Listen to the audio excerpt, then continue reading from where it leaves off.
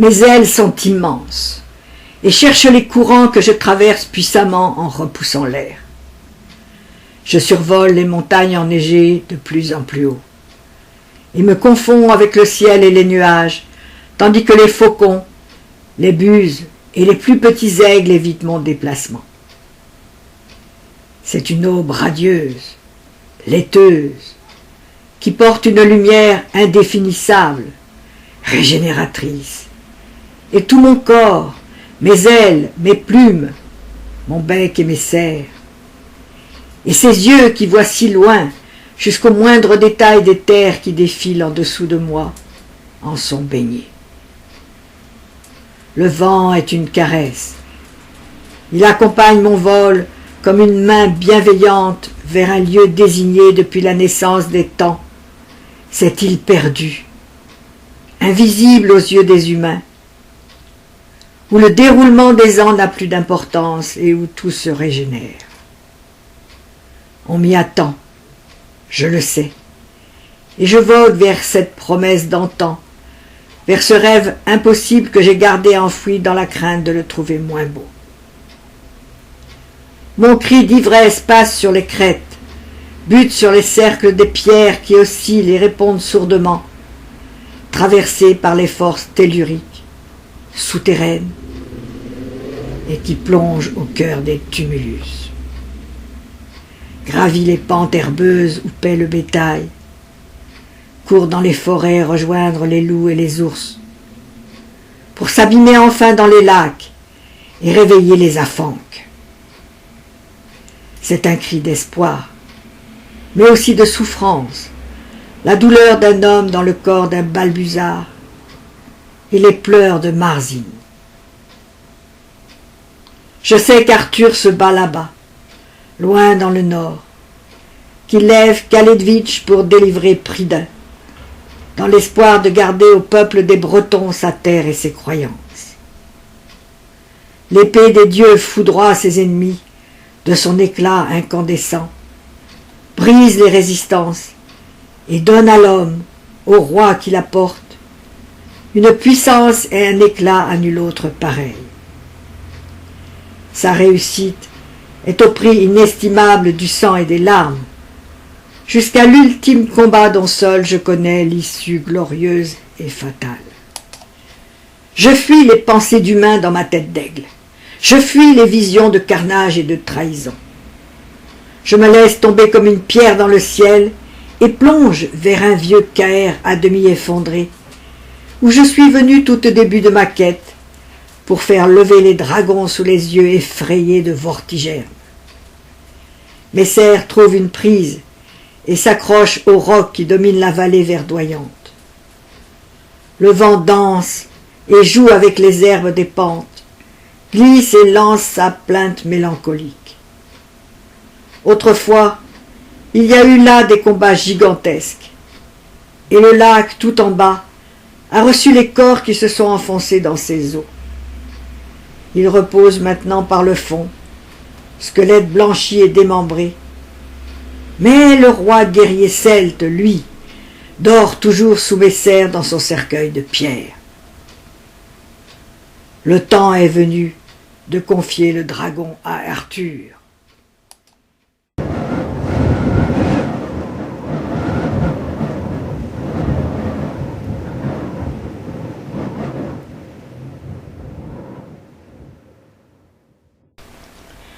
Je reprends alors mon envol vers le nord, longeant les côtes déchiquetées, rongées par l'éternelle puissance des vagues et des tempêtes.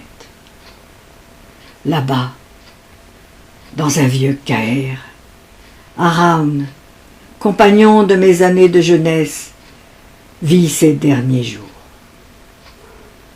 Mes ailes repoussent l'air pour me propulser vers ces lieux où je sais qu'il m'attend et qu'il attend Arthur. Les forces d'Araun déclinent de jour en jour. Il a fait porter sa couche en face de l'étroite ouverture qui donne sur le ciel. Ses pupilles brouillées ne voient que des nuages et presque rien de la forêt, ni de l'étang en contrebas. Mais il entend le vent, le bruissement continu des feuillages qui ondulent et frissonnent comme s'ils étaient agités par un peuple invisible. Depuis des jours, le vieil homme guette les bruits dans l'espoir d'entendre le galop de l'ala d'Arthur. Il retient sa vie, ménage son souffle, pour ne pas mourir sans s'en apercevoir. Marzine, j'aurais bien voulu te revoir une dernière fois. Soudain, un point sombre sur la couleur floconneuse du ciel grandit peu à peu. Majestueux, immense, impressionnant de puissance et de beauté. Une seule de ses ailes aux plumes beiges et noires masque un instant le fenestron. Puis son bec et ses yeux jaunes et mobiles s'encadrent dans l'ouverture et le regardent. « Marzine !» soupira Raoun. « Chère Marzine, tu es vraiment venue me dire adieu !»« C'est Marzine !» répète obstinément le vieillard émacié, dont les lèvres tremblent en montrant le fenestron du doigt. L'aigle a disparu, happé par le vent, et l'espace vibre encore du formidable brassage de ses rémiges. Araun, épuisé, se laisse retomber sur la couche.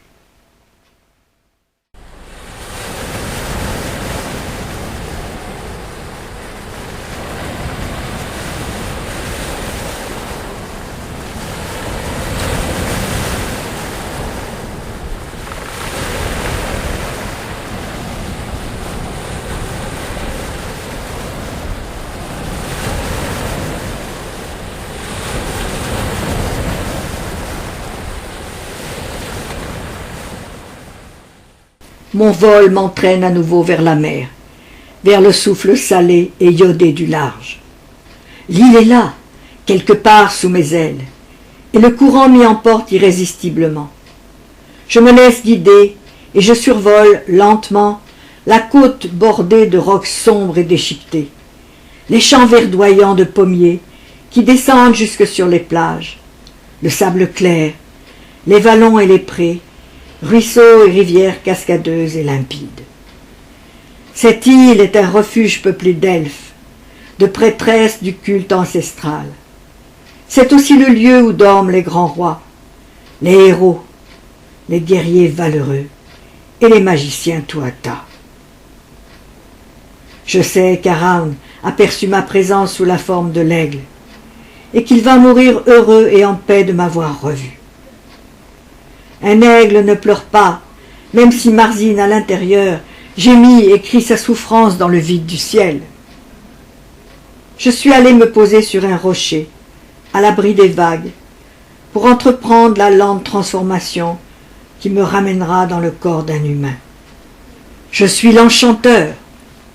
Je suis Marzine, celui que les elfes ont choisi pour guider les rois de Prida. Je respire doucement pour retrouver un souffle d'homme, sentir ma peau et mes membres redevenir souples et agiles. Je suis nu sur cette plage et je pénètre dans la mer pour retourner à la source de vie de tout humain. Une elfe apparaît alors tout au bord de l'eau. Elle vient à son tour à ma rencontre, toute blanche dans ses voiles transparents. Et mon cœur se met à battre, ramené brutalement des années en arrière. Elata! Je ne suis plus Elata depuis longtemps, Marzine. On m'appelle Nimue ici. Je tends la main vers elle, en oubliant tout à fait ma nudité qui ne semble pas la gêner. Je t'ai retrouvée. Elle rit, doucement, m'attire à elle, sa joue contre la mienne. Nous ne nous sommes jamais vraiment quittés, Marzine. Marzine, cesse de t'abîmer dans les souvenirs, dans le chagrin. Tu as une tâche à remplir ici. Les Saxons déferlent sur le sud. Je t'ordonne de revenir dans le monde humain. » Un son strident dans ma tête, un appel impérieux, et Lata s'éloigne, devient flou, puis disparaît avec l'île qui se dissout dans l'air comme un cristal. Mes yeux s'ouvrent avec peine sur le visage sévère qui me hale dans le courant de la vie, dans le fleuve de sentiments tumultueux qui est le mien. Je frissonne comme si une gangue de glace m'emprisonnait tout entier. Et ta liaison frotte mes jambes et mes bras avec force et m'enveloppe chaudement de couverture. Tu es enfin réveillée, Marzine. Je ne sais pas ce que tu as mis dans ton breuvage, mais tu nous as fait très peur, chuchote-t-il à mon oreille. Les nouvelles sont mauvaises. Nous devons partir, sans retard, à la rencontre d'Arthur.